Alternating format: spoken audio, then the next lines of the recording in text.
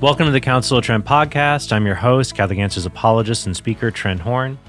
And there's been a lot of debate on social media last week about a Satanist statue in the Iowa State Capitol.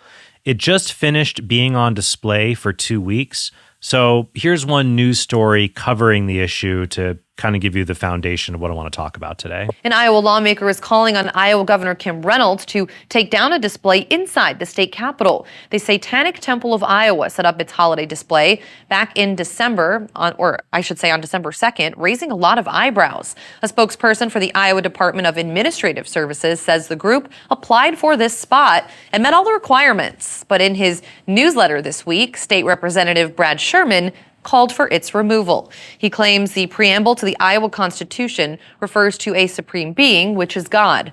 Sherman says with Satan being an enemy of God, the display is unconstitutional. The display is scheduled to be up in the Capitol through Friday, the 15th of December. Okay, so after I made this episode, a Christian later tore the satanic altar down on December 14th. I'll comment on that later in this episode, but I just want to add that point here for context. So for the rest of the episode, my commentary was made when the satanic altar was still standing, so just so you have a heads up. There's also been a lot of commentary on Twitter, especially around John Dunwell of the Iowa House. He said that while he personally opposes this statue, he also claims it can't be removed because the statue is constitutionally protected speech, and those who put the statue up went through all the regulations and rules in order to put it up. He recommends instead that Christians should use their protected speech in the state capitol to balance out the effect of the Satanist speech. And not everyone liked that answer. One critic told him, "As a follower of Christ, you'll have to answer before God on why you use the authority bestowed to you from God to defend the public display of a satanic statue." But it's clear from Dunwell's post that he didn't morally defend the statue. He was defending its legal right to exist. So what I want to do in today's episode is I just want to try to shed some light on the different sides of this debate and how they each often don't get a fair hearing from the other. Also, one thing that often doesn't get a fair hearing and a review is our subscribe button. Sometimes people just ignore it, and you don't want to ignore important contributions to debates. So please hit our subscribe button so you don't miss our upcoming content, and support us at trenthornpodcast.com. All right, so even though the statue is not up anymore, there's going to be lots of controversies like this in the future. So it's important to think clearly about issues like this going forward. So let me talk about the different sides of this debate. First, there is the side of people who say Satanism is evil and the state should protect people from this evil. And they're right. Keep in mind, though, that most Satanists don't literally worship Satan. Instead, Satan to them is an ironic role model they prop up to represent their moral code, which is basically a form of secular humanism. Satan is chosen as their symbol because he is opposed to what they believe are the mistaken moral rules of the God of the Bible. Regardless, Satanism is evil, and it uses their faux religion to defend other evils like unlimited access to abortion. So there's nothing wrong in principle with the state using civil law to protect people from spiritual evils. Throughout most of the church's history, the state was seen as a means to promote not just a person's temporal good, where they're good in this life, but also their spiritual good, which is more important. If the state can use coercive means to protect people from viruses, for example, that can harm their bodies, well, why shouldn't the state use coercion to protect people from heresies that can harm their souls? While America has broad protections on freedom of speech, many other countries do not. In some European countries, for example, it is illegal to deny the Holocaust because of the harm this kind of falsehood causes. So why can't the state protect people from falsehoods related to religious claims that cause harms or claims that are anti or opposed to religion? Now, you might say, well, it's because of the separation of church and state that we have here in the United States. Well, that particular phrase is itself a relatively new idea. The phrase comes from a letter that Thomas Jefferson wrote to the Danbury Baptists. It's not actually in the Constitution. And the Catholic Church never teaches that governments must strictly separate the roles of church and state. Through most of church history, actually, the church has argued for the opposite of that. Now, some Catholics might say that this changed at the Second Vatican Council, and now the state must grant people religious liberty. It's true, the council did teach that people must have freedom to accept or reject the Catholic faith.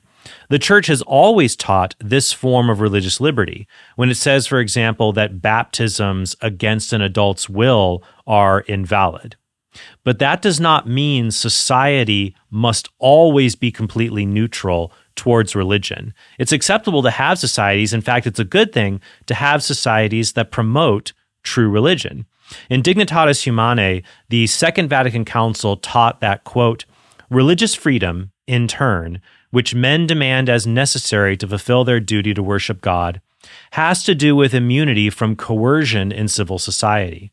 Therefore, it leaves untouched traditional Catholic doctrine on the moral duty of men and societies toward the true religion and toward the one church of Christ, end quote. So it's a natural and actually very Catholic desire to want the state to protect people from both physical and spiritual harms. It's not wrong or totalitarian to desire a society where the state works in harmony with the church to promote man's true ends. Secular humanists do the same thing to try to promote their own view of our true or good ends. They do this when they use the power of the state, for example, to coerce people to accept their beliefs on issues like transgenderism. I mean, gender identity is just as empirically unverifiable as many religious beliefs. And yet the state today often demands that people recognize these faux religious beliefs through things like laws that prohibit misgendering, so to speak, in certain contexts. If the state can do that, why shouldn't the state demand that people at least respect true religious beliefs or the true faith? So it's unfair to say that people who desire our country to be Catholic in law and culture must therefore be totalitarian fascists. However, while there is nothing wrong with this goal in principle, one could be practically opposed to it or in practical disagreement to that goal because they consider the goal to either not be feasible or because the goal of uniting church and state in this way could lead to greater evils in spite of one's good intentions. So let's start with feasibility. This comes up with critics who say that representatives like Dunwell, well, they're failing in their Christian duty by allowing this satanic statue to exist in the Capitol building. Well, I would ask those critics this question. What specifically do you want Representative Dunwell or the Iowa governor, what specifically would you have wanted them to do during the 2 weeks the statue was up? Their answer might be, well, they should just walk in there and burn that altar to the ground. Safely, of course. They should be like St. Boniface, who chopped down Thor's oak and built a church out of the wood. They should just be based about it. All right. And here's what's going to happen if they do that. The Satanists will sue the state of Iowa, and they will win, just as they have won other cases based on the First Amendment's broad protections of freedom of speech and freedom of religion. Even if the Satanists aren't a religion, Satanism would get the same protection that atheists get when they put up signs in state capitals that say, God does not exist, for example. In 2023, the Satanic Temple actually prevailed in the case of the Satanic Temple versus Saucon Valley School District. The school district did not allow the temple to have an after-school Satan club. So the Satanists sued the school district, and they actually got a hefty payout because of it. School district in Northampton County will pay $200,000 in a settlement to the Satanic Temple. That after the district blocked an after-school Satan club from meeting on school property. The Satanic Temple filed a lawsuit back in March claiming the district violated the First Amendment. In addition to money for attorney's fees, the district must give the Satanic Temple Incorporated and the after-school Satan club access to school facilities like any other organization. People like Representative Dunwell only have two choices. Either leave the statue up for the set amount of time it's allowed to be up, or take the statue down and then be forced to put it back up again by a court order, along with an order to pay out financial damages to the Satanists. So those are the only two options that you actually have. And personally, I'm going to pick the option that does not involve the state giving hundreds and thousands of taxpayer dollars to Satanists. Okay, so here's where I need to add an update to the original episode that I recorded. As I said before, on December 14th, a Christian named Michael Cassidy tore down the Satanist display and he damaged it beyond repair. The Satanic Temple posted this video to Facebook today. It says investigators told them their statue was damaged beyond repair. Now, this sidesteps the problem of Christian politicians doing this or taking down the display and then having to pay exorbitant settlement money to the Satanists. So what do I think of his actions? I would compare what he did to a kind of civil disobedience. It'd be similar to blockading an abortion facility, which is also illegal. So I'd say what he did is not immoral necessarily, though not everybody is called to make that kind of sacrifice. However, there is an argument to be made that this kind of action is heroic, especially since nobody got hurt. At the same time, though, there are bigger questions we have to ask concerning this civil disobedience type of approach to the state toleration of things like satanic displays. For example, where do we draw the line? Like, where do we stop with this behavior? Should Christians tear down atheist billboards that mock God but are not satanic? Should Christians tear down a Hindu exhibit in a state capitol because the gods of Hinduism don't exist? Paul says that these other idols are actually demons. Should fundamentalist Christians tear down nativity sets because many of them believe that God forbids all graven images, even nativity scenes? So, do we want to live in a world where every religious group is always plotting about how to vandalize one another, or worse? These are serious questions that we need to ask one another. Christians often use examples of Muslim violence against alleged blasphemers as an argument against the reasonableness of Islam. But if Christians start routinely doing the same thing against blasphemy or even just critical non-Christian speech, well, then we risk looking just as unreasonable to the non-Christians that we want to evangelize. So when it comes to civil disobedience like this, we need to be willing to grapple with these tough questions. All right, let's go back to my original cut of the episode where I focused more on what people were demanding that Christian lawmakers should do. Because those lawmakers are more constrained by the threat of a lawsuit that would help the Satanists, I'm going to discuss the solutions that were offered related to creative legal strategies rather than direct acts of civil disobedience. Now, some people say that this is not the case. Political commenter Jack Posobiec, along with some Iowa lawmakers, claimed that the Satanist display violated the Iowa state constitution because the constitution recognizes the existence of a supreme being who blesses the state of Iowa. So no, it is not a federal, right? It's not a federal situation. It is a state situation. And under state constitution of Iowa, it says that Iowa believes that the world was created by the supreme being. That's what Iowa's constitution states all the way back from the 1850s.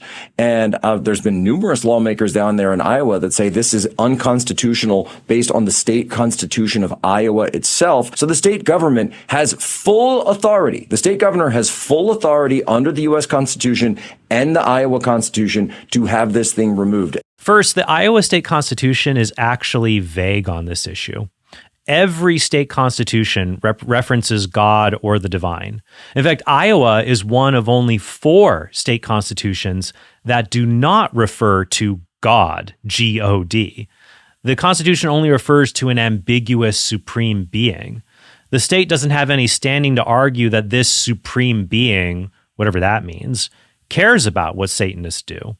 Maybe this supreme being gives blessings no matter what we do and is generous or arbitrary in that regard. Who knows? But the text doesn't give warrant to say that Iowa has the constitutional right to restrict groups that it thinks upset the supreme being.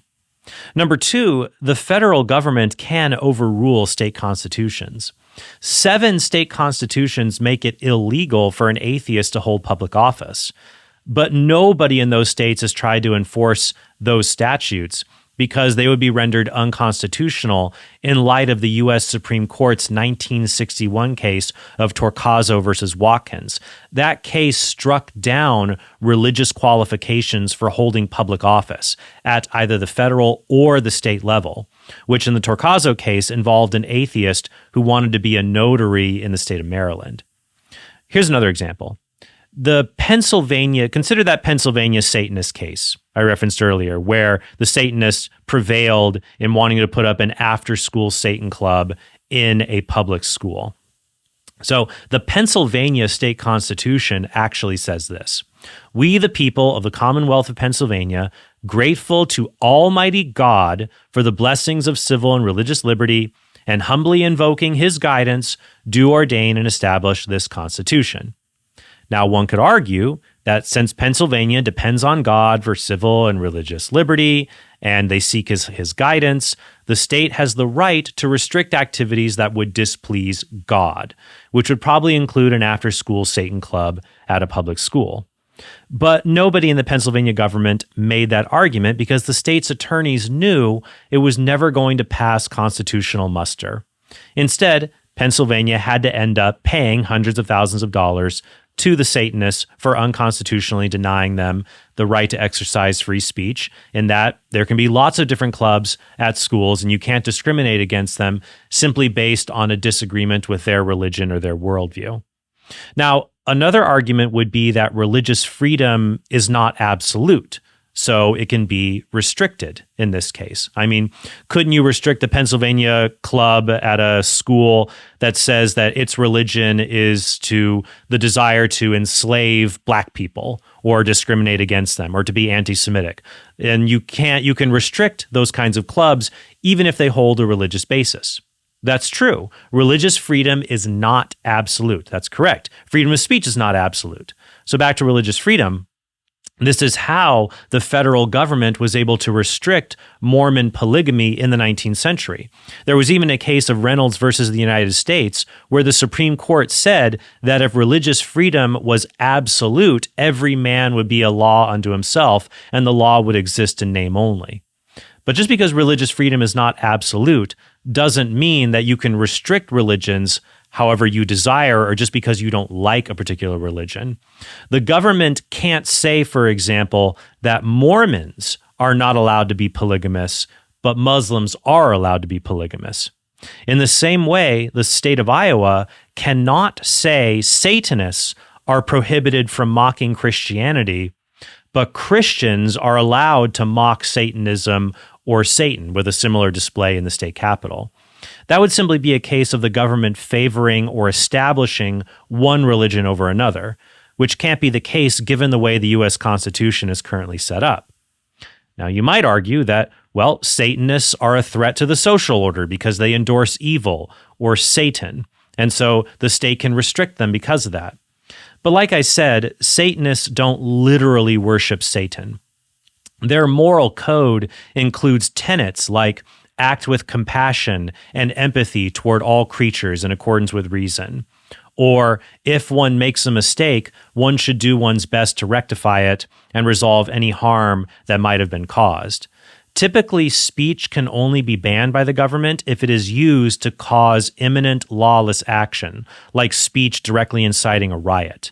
But you're not going to convince a judge that these relatively anodyne tenets and the simple mocking of Christianity is going to do that it falls under speech that can be legally prohibited. Some critics might say, well, we should just change the Constitution. We should get rid of freedom of speech or get rid of freedom of religion, or at least redefine those freedoms so that they only protect true speech and the true religion. The government should just not allow people to mock God's true revelation. All right, what are the problems of this approach? First, it's never going to happen. In order to revise the Constitution to do this, you would need 2/3 of Congress to propose a constitutional amendment like that, and then 75% of the state legislatures to ratify it. good luck.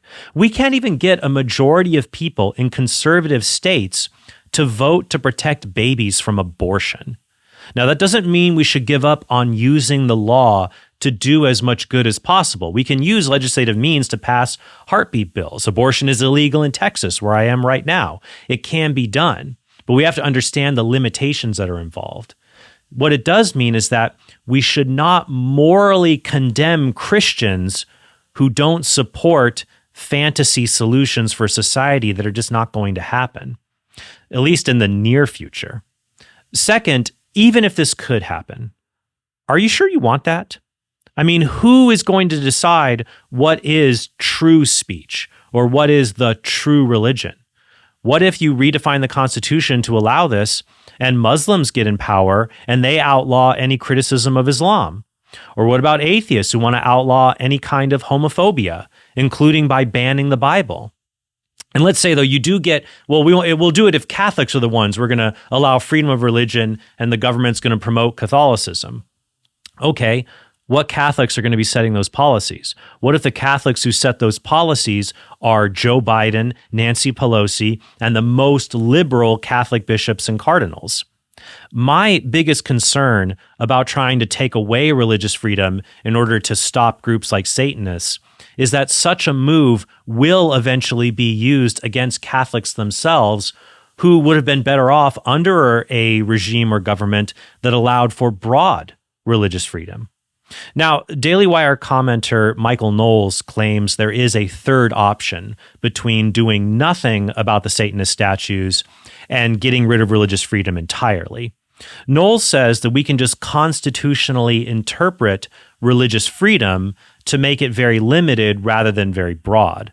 We can point out that traditionally, in the history of American jurisprudence, religious freedom never applied to atheists. It didn't apply to Satanists. So religious freedom in our country's laws does not apply to atheists or Satanists today. You can circumscribe what religious freedom means, not merely on your own preferences or, a naked political power grab, but you can set limits on what religious freedom means through tradition, informed by reason. You don't need to just pluck it out of thin air or have it be a matter of your own preferences. You can say, look, here's what religious freedom has always meant in America. It's never included opposition to God. It's never included, it's included broad religious toleration for different people who worship God in different ways, but it's never included opposition to God or outright denial of God. That was just really never part of it. And so we're not going to allow that. No Satanists, no atheist altars, none of that. And Posobiec makes a similar argument. When the Bill of Rights was ratified, the First Amendment, we always had public displays of Christmas throughout state capitals. This was very well accepted. And as a matter of fact, for all the way up for almost 150 years, all the way into the 20th century, we even had blasphemy laws on the books in state after state, and none of that was seen as in contrivance. No Supreme Court justice all the way up into the 1900s started saying that that might be against the First Amendment. The problem with Knowles and Posobiec's arguments is that appeals to tradition have also been used to deny Catholics religious freedom. Traditionally, the United States and the colonies and the states that were founded after them, they did not consider religious freedom to be something that applied to Catholicism, because they said that Catholic loyalty to the Pope was seen as loyalty to another sovereign power and thus incompatible with being an American citizen. I have a whole episode about the history of anti-Catholicism in American culture that you can watch using the link in the description below. But here are some of the highlights from that previous episode. In 1704, Maryland, which was founded to be a Catholic refuge, ended up passing a law to, quote, prevent the spread of popery. Thomas Jefferson said, "History, I believe, furnishes no example of a priest-ridden people maintaining a free civil government." Catholics were not allowed to hold public office, and public schools were basically Protestant schools that taught people Protestant values using the King James Version of the Bible. That's why Catholics had to create their own parochial schools, and states like Oregon even tried to pass laws to force Catholic children to attend these Protestant public schools because they considered it a matter of protecting the social order. Now, thankfully, they lost in the Supreme Court in the early 20th century. And later in the 20th century, religious freedom was seen to include not just traditional Protestant faiths, but Catholicism, Judaism, non-Christian religions, and even people who have no faith at all, or atheists. But even at this point in American history, you still had things like Jack Chick cartoons warning people that Catholics are loyal to the Pope and would obey him in any political matter, no matter what. So here's the problem. If past legal tradition in the United States was wrong to exclude Catholics from having religious freedom, and so Catholics should have religious freedom in spite of how they were treated in America's past, then that same argument can be used to defend the religious freedom or the freedom of speech for atheists or Satanists, even if they aren't technically a religion. Finally, even if you can make Catholicism the state religion and get everything you want when it comes to promoting the common good, that doesn't mean people's hearts are going to follow suit. Consider the nation of Malta. It has a 95% Catholic population. Catholicism is the official state religion. But today, only about half of Maltese Catholics attend Sunday Mass. It's projected that by 2040, that number is going to drop to 10%. And in the past few years, the Maltese government has approved evils like no-fault divorce and so-called same-sex marriage. When you look at the Catholic Church in Germany, it's supported by a mandatory religion tax. So the Catholic Church is supported by the state in Germany. Its revenues increase every year, even as church attendance declines every year. One reason that Christianity has flourished more in America, in the United States, than in Europe is because religion had to fend for itself in the United States. It wasn't simply propped up by the government. Religion in the U.S. thrives, or it did thrive, even now it's starting to falter, but it thrived in comparison to Europe because of the hearts and souls of those who truly believed in it and persevered against all odds to witness it and share it with other American citizens. Now, would I like a country where the government promotes truth and does not give a platform to evil? Absolutely. But there is no legislative shortcut that allows us to get to that ideal. The only way we're going to get there is to trudge down the long road of changing people's hearts and minds and changing our culture for them to accept the truth without primarily relying on things like the government to encourage them to do that.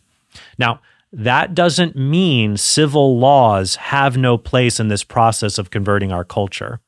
The civil law is a part of changing people's hearts, at least incrementally. For example, laws banning racial discrimination that were passed 60 years ago, they have changed people's hearts on racial discrimination and make people see that racial discrimination should be unthinkable. The Reverend Martin Luther King Jr. once said these poignant words on the relationship between law and morality. There may be some truth in this, that you can't change the heart through legislation at that moment. I may go along with that argument.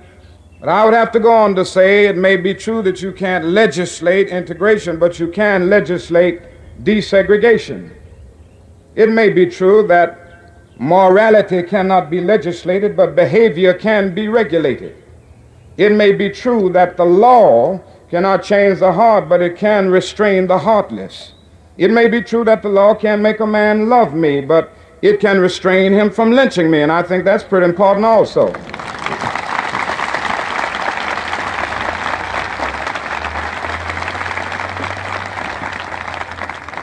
So while the law may not change the hearts of men, it does change the habits of men.